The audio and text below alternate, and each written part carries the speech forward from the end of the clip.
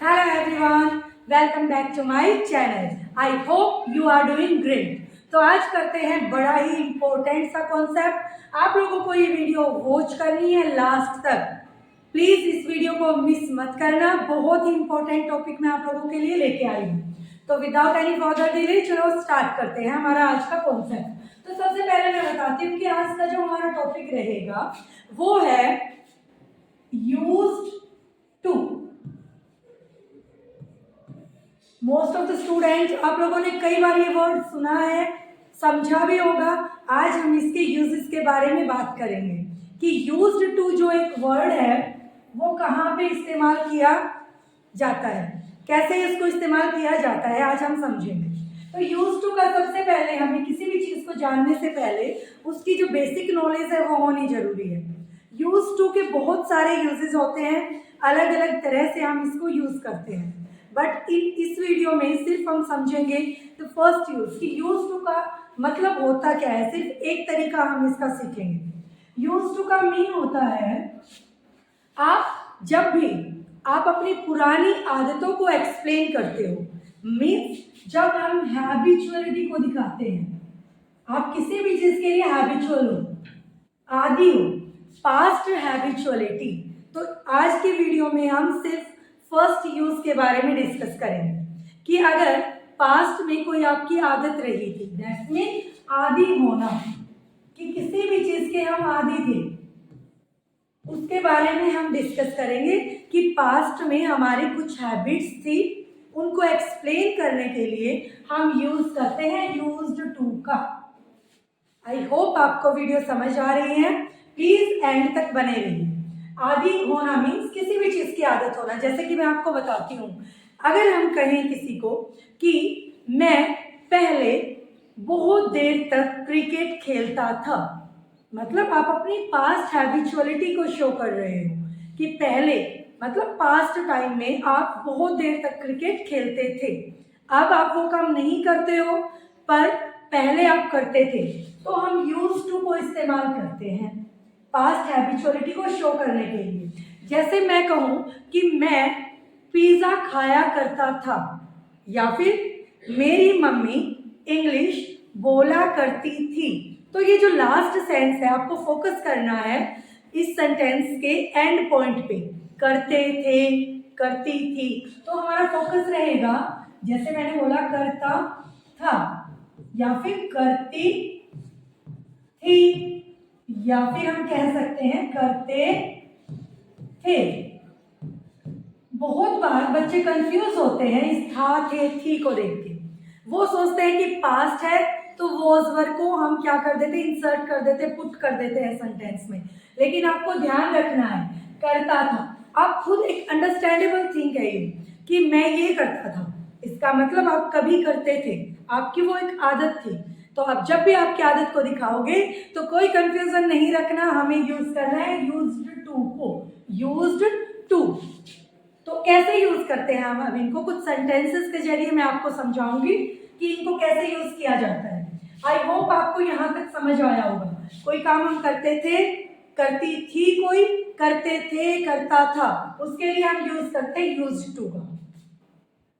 Second, the most important thing in this rule, जब भी आप यूज्ड टू मीन्स आदि होना, जब भी आप इस वर्ड को यूज करोगे उसके बाद आपको हमेशा first form of the verb apply करनी है। जब भी यूज टू को यूज किया जाएगा, जब भी हम यूज टू करेंगे, यूज टू के बाद हमारी जो वर्ब रहेगी हमेशा हम first form of the verb apply करेंगे।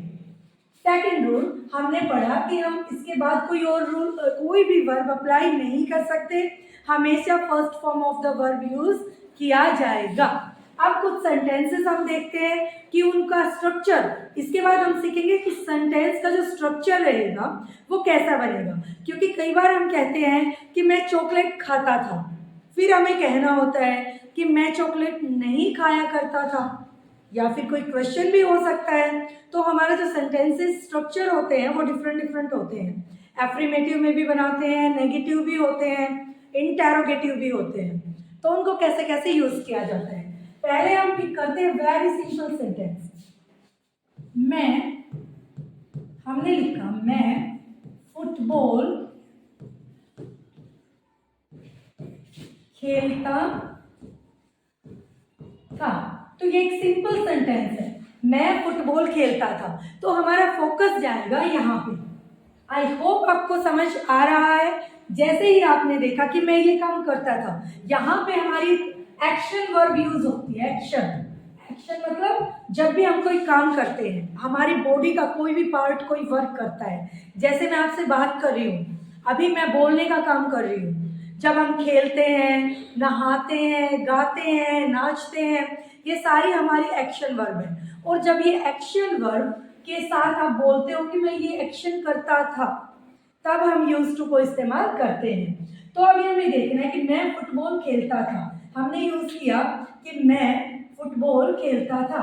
अब इसके लिए कैसे बोलेंगे? सबसे पहले सब्जेक्ट लगाएंगे आई। मैंने आपको बताया फिर करते थे के लिए हम यूज करते हैं used to. I used to. अब देखते हैं कि एक्शन वर्ब कौन सी है इसमें। खेलना, यहाँ पे वर्ब है हमारी, काम कर रहे हैं, वो है खेलने का। तो हम यूज करेंगे play. I used to play football. फिर हमारा आता है ऑब्जेक्ट। जो भी काम आप करते हो उसके बाद हम लगाएंगे ऑब्जेक्ट को। I used to play football. That is our first sentence here. तो used to का इस्तेमाल किया वेरी सिंपल वे में। अगर मैं कहूँ कि वे पिज़्ज़ा खाते थे, या फिर मैं कह दूँ कि आज के टाइम पे हमारे फैमिली मेंबर इंग्लिश नहीं बोलते, पर पहले वे इंग्लिश बोलते थे, तो हमारा माइंड सीधा जाएगा एंड ऑफ द सेंटेंस कि वो ये काम करते थे। इंग्लिश बोलने का जो एक्शन वर्ब है वो करते थे। तो सेंटेंस हमारा रहेगा, जैसे मैंने कहा, सेकंड सेंटेंस है वे इंग्लिश बोलते थे। तो हमने देखा in the last of the sense कि कोई काम है बोलना, उसको करते थे। तो ये अंडरस्टैंडेबल है, ऑलरेडी आपका माइंड सेट हो जाता है। आपको किसी चीज को रटना नहीं है, इसको हम बिना टेंस जाने ही समझ रहे हैं। There is no need to understand any tense structure. हमें सिर्फ समझना क्या है कि लाइन पढ़ी, लाइन हमने बोलनी है कि ये काम करते थे, सिर्फ इतना ही कि पहले करते थे। तो इसको कैसे बोलेंगे? वे को हम बोलेंगे दे। सब्जेक्ट, सब्जेक्ट के बाद हम यूज करेंगे used to. Used to means आदि थे हम इस काम को करने के। यूज्ड टू क्या काम? अब एक्शन क्या है हमारा? बोलना। I used to speak. अब बात करते हैं कि क्या क्या करते थे भैया? इंग्लिश बोलते थे। They used to speak English. ये बनेगा हमारा सेंटेंस। तो ये तो था हमारा सिंपल फॉर्मेट में पॉजिटिव सेंटेंस या फिर एफर्मेटिव सेंटेंस। अब अगर मैं किसी को कहूं कि वो पहले भी इंग्लिश नहीं बोलते थे, अब की बात नहीं हो रही कि वो इंग्लिश नहीं बोलते थे, इसमें अगर नेगेटिव सेंस आ जाता है, नेगेटिव मीन्स नो या नोट वाले सेंस, तो हम कैसे इसको इंग्लिश में बोलेंगे? हमें समझना है कि अगर नेगेटिव सेंस है तो उसकी इंग्लिश में कैसे बोला जाएगा। तो अब हम देखते हैं नेगेटिव सेंस के साथ। जैसे इसी सेंस को लेते हैं कि वे इंग्लिश नहीं बोलते थे, नहीं बोलते थे। तो हमारे स्ट्रक्चर तो सेम है, सब कुछ सेम है, बस हमने सेंस यूज करी नहीं यहाँ पे।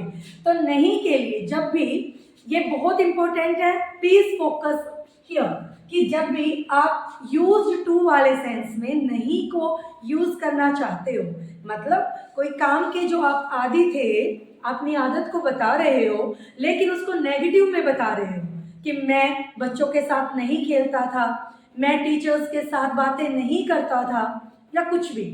लेकिन अगर नेगेटिव सेंस है तो इट डजेंट मैटर, फर्क नहीं पड़ता कि आप एक सिंगुलर सब्जेक्ट की बात कर रहे हो, मीन्स किसी एक सिंगल पर्सन की बात कर रहे हो, या फिर मोर देन वन, या फिर एक से ज्यादा की बात कर रहे हो। हमें सिर्फ एक ही चीज लगानी है, डिड नॉट। माइंड को सेट करिए यूज टू में अगर नेगेटिव सेंस आप बताना चाह रहे हो तो हमें क्या यूज करना, डिड नॉट। ये हमारे फर्स्ट रूल के अकॉर्डिंग है जब हम पास्ट की आदतों को बता रहे हैं। जैसे कि वे के लिए हमने लिखा दे डिड नॉट। अब हमने यहाँ यूज किया डिड नॉट का कि वे नहीं करते थे। अब हमारा आएगा यूज्ड टू की जगह हम लिखेंगे यूज टू, क्योंकि यूज्ड सेकंड फॉर्म थी, वी हैव ऑलरेडी रिटन, हमने डिड नॉट लगा दिया, तो अब हम वर्ब की फर्स्ट फॉर्म का इस्तेमाल करेंगे एज यूज टू। हम यहाँ पे लगा देंगे यूज टू। ध्यान रखना है यहाँ पे यूज्ड टू नहीं आएगा, ओनली यूज टू आएगा। They did not use to speak English. ये था हमारा सेकंड सेट, जो हमारा सेकंड स्ट्रक्चर का जो नेगेटिव सेंस हम बनाते हैं तो उसमें कैसे यूज किया जाता है। तो याद रखना है हमें यूज करना है डिड नॉट का। अगर मुझे कहना है कि वह मेरे घर नहीं आती थी,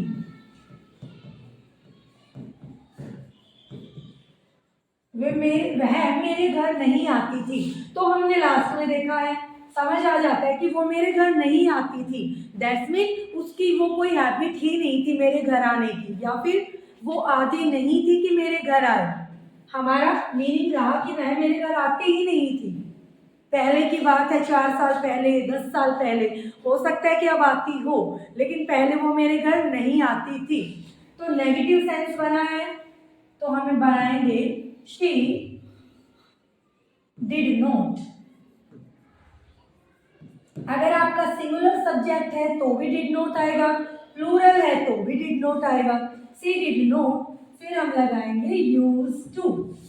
ध्यान रखना है यहाँ मिस्टेक नहीं करनी, यूज्ड टू की जगह हम लगाएंगे यूज टू।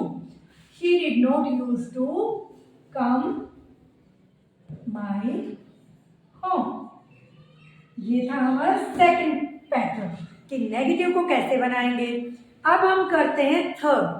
अगर आप किसी से क्वेश्चन कर रहे हो, अगर आपको किसी से पूछना है क्या वह तेरे घर आती थी, इसी सेंस को अगर हमें बनाना है कि क्या रीमा, शीमा, मोहन, सोहन, कुछ भी, क्या वह तुम्हारे घर आता था, तो उसको हम कैसे रखेंगे।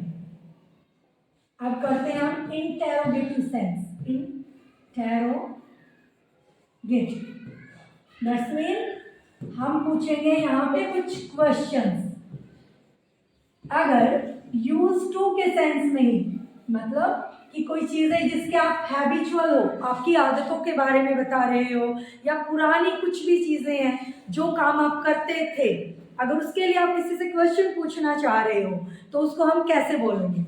तो इसके लिए पहले हमारा जो स्ट्रक्चर रहता है वो क्या रहेगा, आपको सिर्फ एक चीज़ क्लियर करनी है अपने माइंड में, हमें डिड को फर्स्ट नंबर पे रखना है, क्योंकि डिड हमारे है हेल्पिंग वर्ब, और हेल्पिंग वर्ब बिगिनिंग में आने का मीन होता है कि हम किसी से क्वेश्चन कर रहे हैं। सबसे पहले हम रखेंगे डिड को, उसके बाद रहेगा हमारा सब्जेक्ट, उसके बाद फिर से हम रखेंगे यूज टू, क्योंकि डिड आया है तो यूज्ड टू नहीं रखेंगे, यूज टू ही रखा जाएगा। Did subject then use to, फिर वर्ब की first form and then object. अब देखते हैं किसी भी एक सेंटेंस को उठा के, हम अगर पूछते हैं क्या आप इंग्लिश बोलते थे, क्या आप अपने स्कूल में इंग्लिश बोलते थे, टेंस है हमारा क्या से, क्या तुम या आप स्कूल में इंग्लिश बोलते थे। तो सबसे पहले इंग्लिश सीखने का यही एक पैटर्न मैं आपको समझाऊंगी कि आपको फोकस करना है in the end of sentence, तभी आपका माइंड में एक बार रहेगा कि आप क्वेश्चन कैसे पुट कर रहे हो, कि करते थे, जैसे सेंस आ जाए था, थे, कि ये काम करते थे, तो आपका माइंड में होना चाहिए कि पहले की बात पूछी जा रही है, और ऐसे पूछना है कि पहले कोई काम रेगुलरिटी के साथ करते थे या नहीं करते थे। तो क्वेश्चन है क्या आप स्कूल में इंग्लिश बोलते थे, तो सबसे पहले हम करेंगे डिड, आप माइंड को सेट करिए कि क्या के लिए हमने लगाया डिड को। डिड आ जाएगा सबसे पहले, फिर हमने बात की आप या फिर तुम, उसके लिए रखेंगे यू। डिड यू, आप देखते हैं हमारे स्ट्रक्चर के according, did you use to, did you use to, then verb क्या रहेगी हमारी speak, speak English in your school. Last के स्ट्रक्चर के लिए रखते हैं जो भी कुछ पैटर्न बचा है कि स्कूल में के लिए इन, और आपके स्कूल की बात है, खुद के लिए पूछ रहे हो कि तुम्हारे स्कूल में, तो इन योर स्कूल या फिर इन स्कूल। तो ये था हमारा इंटेरोगेटिव सेंस। दिखने में थोड़ा सा टिपिकल हो सकता है but it is too easy. अगर आप इस वीडियो को 2 बार देखिएगा तो बिल्कुल सब कुछ कंसेप्ट क्लियर हो जाएगा कि यूज टू का इस्तेमाल हमने कैसे किया। तो मैंने आपको समझाया कि अगर सिंपल सेंटेंस है जैसे कि मैं डांस करती थी, आई यूज टू डांस, उसी को अगर नेगेटिव में बोलना है, मैं डांस नहीं करती थी, I did not use to dance. फिर अगर हम क्वेश्चन कर रहे हैं क्या मैं डांस करती थी या फिर क्या तुम डांस करती थी, तो हम कहेंगे did you use to dance. अगर डिड इस्तेमाल होता है जहां पे आप डिड लगाओगे या डिड नॉट है तो हमें ध्यान रखना है use to, not use to. Instead of used to we have to apply there use to only.